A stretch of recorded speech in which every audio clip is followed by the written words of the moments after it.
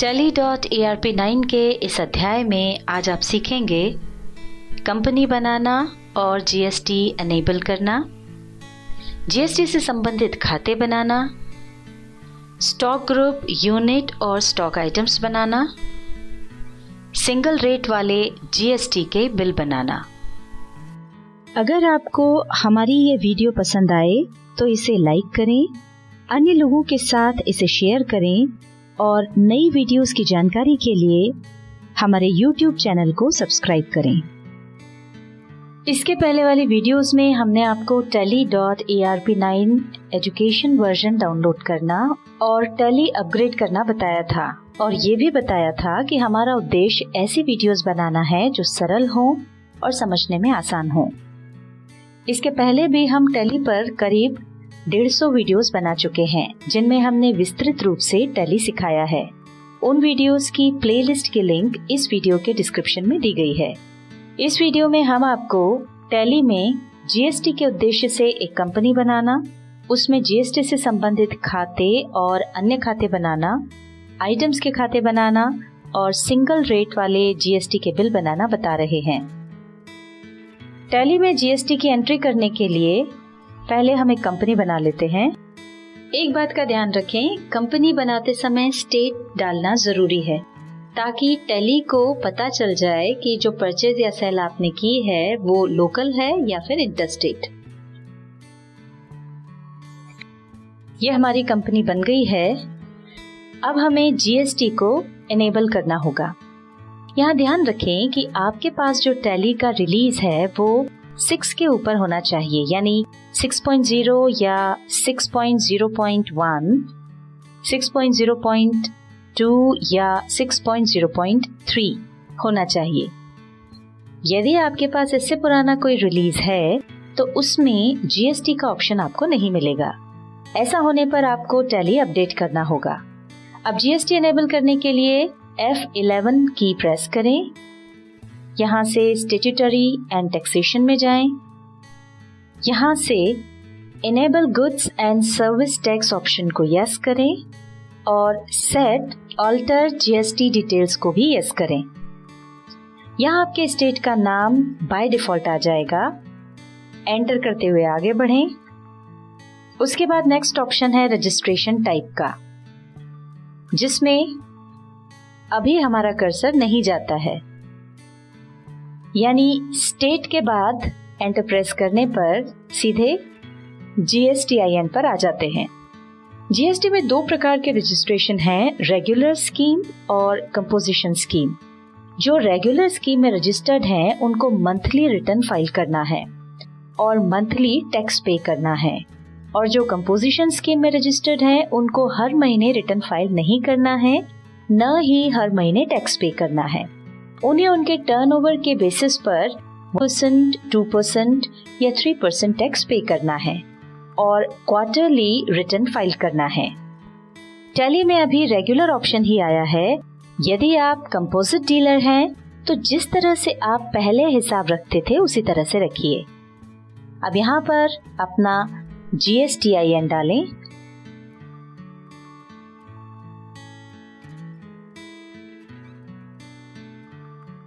यदि आपने GSTIN enter करने में कोई गलती की तो एंटर करने पर आपको एक मैसेज दिखाई देगा जिसमें GSTIN के फॉर्मेट के बारे में बताया गया है।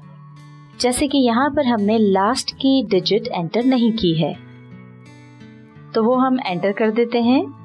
इसके अलावा यदि आपने अपने स्टेट का कोड गलत डाला होगा तो आपको यहाँ इस तरह का मैसेज दिखाई देगा जिसमें आपको आपके स्टेट का सही कोड बताया जाएगा। हम GSTIN ठीक कर लेते हैं। GSTIN के बारे में हम आपको एक बात बता दें कि इसमें स्टार्टिंग के जो 2 डिजिट्स हैं वो स्टेट कोड है। जैसे कि एमपी का स्टेट कोड 23 है। उसके आगे के जो 10 डिजिट्स हैं वो हमारा पैन है। जैसे कि 5 टाइम्स A 1 2 3 4 A, और उसके बाद ये जो 3 डिजिट्स हैं वो जीएसटी डिपार्टमेंट या पोर्टल हमें अलॉट करता है। इस तरह कुल 15 डिजिट्स का GSTIN है। अगला ऑप्शन है एप्लीकेबल फ्रॉम। इसमें वो डेट डालेंगे जब से जीएसटी एप्लीकेबल है। यहाँ पर ऑलरेडी 1 जुलाई डला हुआ है। आप जितने भी प्रोडक्ट्स में डील करते हैं, यदि उनका टैक्स रेट एक ही है तो आप उस टैक्स रेट को कंपनी लेवल पर सेट कर सकते हैं। इससे आपको आइटम के साथ टैक्स रेट डालने की जरूरत नहीं पड़ेगी। उदाहरण के लिए हम जिस आइटम का बिजनेस करते हैं उस पर 18% जीएसटी लगता है, तो कंपनी में एक टैक्स रेट लागू करने के लिए यहाँ पर इसे यस करें। ये विंडो ओपन हो गई है। अभी यहाँ पर जो ऑप्शन दिखाई दे रहे हैं, हो सकता है आपके टैली में वो ऑप्शंस ना दिखाई दे रहे हों। उनको यहाँ पर लाने के लिए F12 की प्रेस करें। यहाँ पर जो ऑप्शन यस होंगे वो सारे ऑप्शंस स्क्रीन पर दिखाई देंगे। जो भी आपका आइटम हो उसका डिस्क्रिप्शन यहाँ पर डाल दें। सरकार ने हर वस्तु के लिए HSN कोड और सर्विसेज के लिए SAC कोड दिए हैं। HSN यानी कि हार्मोनाइज्ड सिस्टम नोमेनक्लेचर कोड और SAC यानी सर्विसेज अकाउंटिंग कोड। यहाँ हम गुड्स खरीदने बेचने का काम करते हैं, इसलिए गुड्स से संबंधित जो भी HSN कोड हो वो यहाँ पर डालें। उदाहरण के लिए हमने यहाँ पर एक नंबर डाल दिया है। टैक्सेबिलिटी में हमारे पास 3 ऑप्शंस हैं, एग्जम्प्ट, निल रेटेड और टैक्सेबल। एग्जम्प्ट यानी ऐसे आइटम जो जीएसटी लॉ के बाहर हैं और जिन पर जीएसटी नहीं लगता है, वो एग्जम्प्ट कैटेगरी में आते हैं। निल रेटेड यानी ऐसे आइटम्स जो जीएसटी लॉ के अंतर्गत तो आते हैं लेकिन उन पर परसेंट ऑफ टैक्स 0% है। और टैक्सेबल यानी ऐसे आइटम जिन पर 5%, 12%, 18% या 28% जीएसटी लगता है, वो टैक्सेबल वाली कैटेगरी में आते हैं। यहाँ से हम टैक्सेबल चुनेंगे। मान लीजिए हम जो माल खरीदते और बेचते हैं उस पर 18% जीएसटी लगता है, तो यहाँ पर हम 18 डाल देंगे। यदि आप प्रदेश के बाहर माल बेचते हैं तो आपको 18% इंटीग्रेटेड टैक्स यानी IGST लगाना होगा, और यदि आप अपने राज्य में ही बेचते हैं तो 9% सेंट्रल टैक्स यानी CGST और 9% स्टेट टैक्स यानी SGST लगाना होगा। यहाँ हम आपको एक बात बता दें कि हम जिस आइटम को अपने राज्य में बेच रहे हैं उस पर भी जीएसटी की रेट तो 18% ही है। सिर्फ गवर्नमेंट ने सेंट्रल और स्टेट में टैक्स के बंटवारे के लिए इसे CGST और SGST के नाम से आधा आधा बांट दिया है। अब इस स्क्रीन को सेव करने के लिए Ctrl A प्रेस करें। इसे भी Ctrl A से सेव कर लें और एस्केप की प्रेस करके यहाँ से बाहर निकल जाएं। अब हमें कुछ लेजर्स बनाने होंगे, उसके लिए हम अकाउंट्स इन्फो में जा रहे हैं। यहाँ से लेजर्स में जाएं, यहाँ से क्रिएट में जाएं। यहाँ सबसे पहले हम कैपिटल अकाउंट का लेजर बना लेते हैं। हमारा खाता SBI में है तो हम उसका लेजर बना लेते हैं। अब हम परचेस का एक लेजर बना लेते हैं। यहाँ पर जीएसटी एप्लीकेबल ही रहेगा और टाइप ऑफ सप्लाई में हम गुड्स चुन लेंगे। इसे सेव कर लेंगे और इसी तरह से अब हम सेल्स का एक लेजर बना लेंगे। अब एक लोकल सप्लायर का लेजर बना लेते हैं जिससे हम परचेस करेंगे। यहाँ लिखा हुआ है select the applicable state to calculate GST during voucher entry, यानी कि आपको स्टेट सिलेक्ट करना कंपलसरी है, क्योंकि जो हमारा CGST, SGST और IGST है वो इसके अकॉर्डिंग ही कैलकुलेट होगा। चूंकि ये लोकल पार्टी है इसलिए हम स्टेट मध्य प्रदेश चुन रहे हैं। सेट/ऑल्टर जीएसटी डिटेल को हम यस करेंगे। अब यहाँ पर सबसे पहला ऑप्शन है रजिस्ट्रेशन टाइप। इसमें 4 टाइप्स हैं, कंपोजिशन, कंज्यूमर, रेगुलर और अनरजिस्टर्ड। कंपोजिशन और रेगुलर के बारे में हमने आपको जीएसटी इनेबल करते समय बताया था। अनरजिस्टर्ड यानी कि ऐसे डीलर जिनके पास GSTIN नहीं है, और कंज्यूमर अर्थात वो जो एंड यूजर है, यानी जो हमारे माल को कंज्यूम कर लेंगे। यहाँ जिस सप्लायर से हम माल खरीद रहे हैं वो रेगुलर डीलर है, इसलिए हम यहाँ पर रेगुलर चुन रहे हैं। अब इस पार्टी का जो GSTIN नंबर है वो हम यहाँ पर डाल देते हैं। पार्टी टाइप में 3 ऑप्शंस हैं, डीम्ड एक्सपोर्ट, गवर्नमेंट एंटिटी और सेज। अगर कोई डीम्ड एक्सपोर्ट पार्टी होगी तो डीम्ड एक्सपोर्ट सिलेक्ट करेंगे, अगर कोई गवर्नमेंट एंटिटी होगी तो गवर्नमेंट एंटिटी सिलेक्ट करेंगे, और सेज मतलब स्पेशल इकोनॉमिक जोन। अगर कोई सेज वाली पार्टी होगी तो सेज सिलेक्ट करेंगे, नहीं तो नॉट एप्लीकेबल करके आगे बढ़ जाएंगे। जिस पार्टी का लेजर हम बना रहे हैं, यदि वो कोई ई कॉमर्स ऑपरेटर है जैसे कि फ्लिपकार्ट, अमेजन इत्यादि, तो हम ये last option is a e commerce operator को यस करेंगे, नहीं तो नो करके आगे बढ़ जाएंगे। किसी भी कस्टमर या सप्लायर का लेजर बनाते समय उसकी पूरी जानकारी जैसे कि contact number, email ID, complete address, contact person और उसका सही GSTN नंबर, वो किस तरह का डीलर है, रेगुलर, कंपोजिट या अनरजिस्टर्ड इत्यादि अवश्य डालें। इससे ये फायदा होगा कि जब हम किसी कस्टमर को बिल का प्रिंट भेजते हैं तो कस्टमर से संबंधित सभी जानकारी GSTN के साथ उसे भी दिखाई पड़ जाती है। साथ ही जब हम GSTR 1 और 2 अपलोड करेंगे, जिसमें कि कस्टमर और सप्लायर की पूरी डिटेल्स होती है, उसमें अपलोड करने के बाद कोई भी करेक्शन संभव नहीं है। इस तरह हम भविष्य की परेशानियों से बच सकते हैं। इसी तरह कुछ लोकल और इंटरस्टेट सप्लायर और कस्टमर के लेजर्स हम बना लेते हैं। यहाँ पर हमने लोकल और इंटरस्टेट सप्लायर और कस्टमर दोनों के लेजर्स बना लिए हैं। अब हम टैक्स से संबंधित लेजर्स बना लेंगे। सबसे पहले हम बना रहे हैं IGST का लेजर। ये ड्यूटीज एंड टैक्सेस के अंतर्गत बनेगा। टाइप ऑफ ड्यूटी टैक्स में हम चुनेंगे GST, टैक्स टाइप में हम चुनेंगे इंटीग्रेटेड टैक्स। अब हम CGST का लेजर बना लेंगे। ये भी ड्यूटीज एंड टैक्सेस के अंतर्गत बनेगा। यहाँ पर हम GST चुनेंगे, यहाँ ले लेंगे सेंट्रल टैक्स, इसे भी एक्सेप्ट कर लेंगे। और अब हम बनाएंगे SGST का लेजर। ये भी ड्यूटीज एंड टैक्सेस के अंतर्गत आएगा। यहाँ पर GST आएगा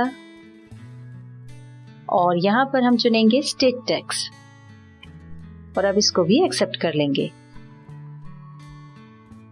ये हमारे टैक्सेस के लेजर्स बन गए।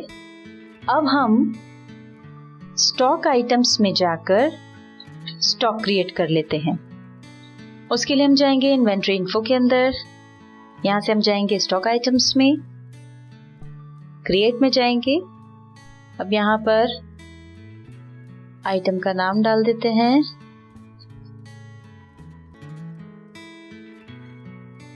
Alt+C कीज प्रेस करके यूनिट बना लें। GST चूंकि एप्लीकेबल है इसलिए यहाँ पर एप्लीकेबल ही रहेगा। टाइप ऑफ सप्लाई गुड्स रहेगा, इसे सेव कर लें। आइए अब कुछ एंट्रीज करके देखते हैं।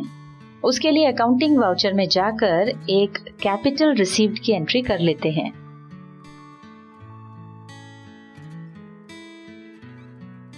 अब परचेज वाउचर ओपन करते हैं। उसके लिए F9 प्रेस करें।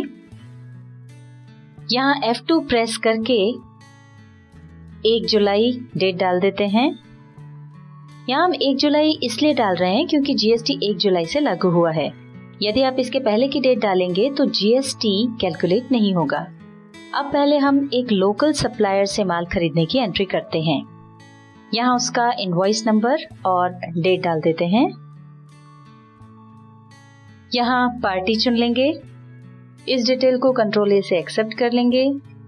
यहाँ पर चुनेंगे परचेज अकाउंट का लेजर। यहाँ पर चुनेंगे परचेज टैक्सेबल। अब यहाँ पर आइटम चुन लेंगे। क्वांटिटी हमने ली 10 और रेट में 10,000 रुपये डाल देंगे। अब ये हमारी लोकल परचेज है इसलिए पहले यहाँ CGST का लेजर चुनें, एंटर प्रेस करें और फिर SGST का लेजर चुनें। यदि आपको टैक्स एनालिसिस देखना हो तो Alt+A प्रेस करें। इसकी डिटेल्स देखने के लिए Alt+F1 प्रेस करें। यहाँ पर जो हमने माल खरीदा है उस पर 18% GST है, जो कि सेंट्रल टैक्स और स्टेट टैक्स में आधा आधा यानी 9% डिवाइड हो गया है। अब एंट्री को एक्सेप्ट करने के लिए Ctrl A प्रेस करें। यह हमने लोकल परचेज की एक एंट्री करी है। आइए अब इंटर स्टेट परचेज देखते हैं। यहाँ पर हमने दूसरे स्टेट की पार्टी चुन ली है। यहाँ पर परचेज अकाउंट चुनेंगे। यहाँ चुनेंगे इंटर स्टेट परचेज टैक्सेबल। यहाँ पर आइटम डाल देंगे। क्वांटिटी यहाँ पर भी हमने लिया 10। रेट हमने 11,000 डाल दिया है। चूंकि ये इंटर स्टेट परचेज है इसलिए यहाँ पर IGST का लेजर चुनेंगे। इसका भी अगर आपको टैक्स एनालिसिस देखना है तो Alt A प्रेस करके आप वो देख सकते हैं। यहाँ पर ये चूंकि इंटरस्टेट परचेज थी इसलिए IGST 18% लगा हुआ है। यह हमने परचेज की एंट्रीज देखी। अब हम सेल्स की एंट्री देख लेते हैं। सबसे पहले हम एक लोकल सेल्स की एंट्री करके देखते हैं। उसके लिए हम F8 की प्रेस करेंगे। यह हम लोकल पार्टी को माल बेच रहे हैं तो उसका लेजर हमने चुन लिया। इस डिटेल को एक्सेप्ट कर लेंगे। अब यहाँ पर सेल्स लेजर चुन लिया। यहाँ पर हम डालेंगे सेल्स टैक्सेबल। अब आइटम चुन लेंगे। क्वांटिटी 10। रेट हमने डाला 11,000। ये देखिए यहाँ पर हम टैक्स का लेजर चुनना भूल गए थे और हम आगे बढ़ गए तो ये मैसेज यहाँ पर दिखाई दे रहा है। अब हम वापस पीछे जाकर के लेजर चुन लेते हैं। चूंकि ये लोकल सेल है इसलिए हम यहाँ पर CGST का लेजर चुनेंगे। अगर हमने IGST चुन लिया तो ये देखिए यहाँ पर ये टैक्स कैलकुलेट नहीं करेगा। ये अब हमने CGST चुना तो ये देखिए अपने आप कैलकुलेट होकर आ गया है। अब SGST का लेजर चुनेंगे।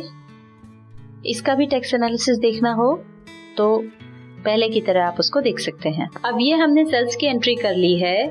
सेल्स इनवॉइस प्रिंट करने के लिए प्रिंट पर क्लिक कर दें। यहाँ पर विथ प्रिंट प्रीव्यू पहले से ऑन है। अगर वो ऑन ना हो तो उसे Alt I कीज प्रेस करके ऑन कर लें।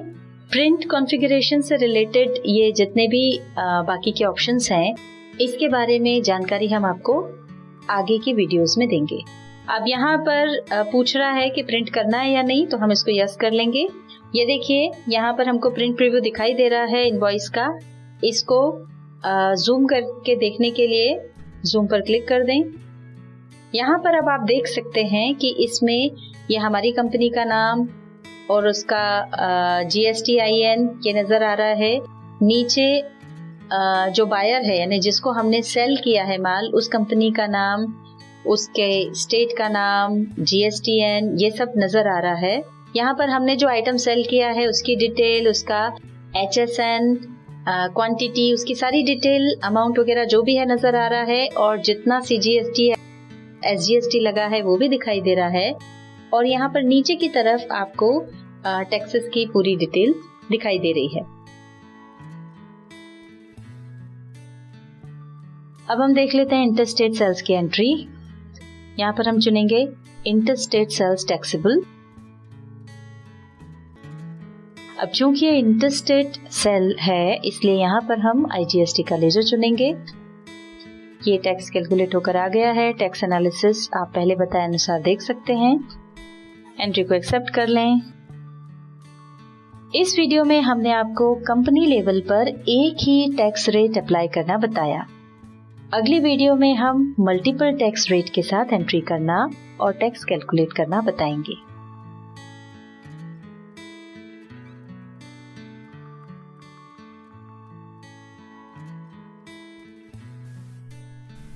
Tally.ERP9 के इस अध्याय में आज आपने सीखा कंपनी बनाना और GST इनेबल करना, GST से संबंधित खाते बनाना, स्टॉक ग्रुप, यूनिट और स्टॉक आइटम्स बनाना और सिंगल रेट वाले GST के बिल बनाना।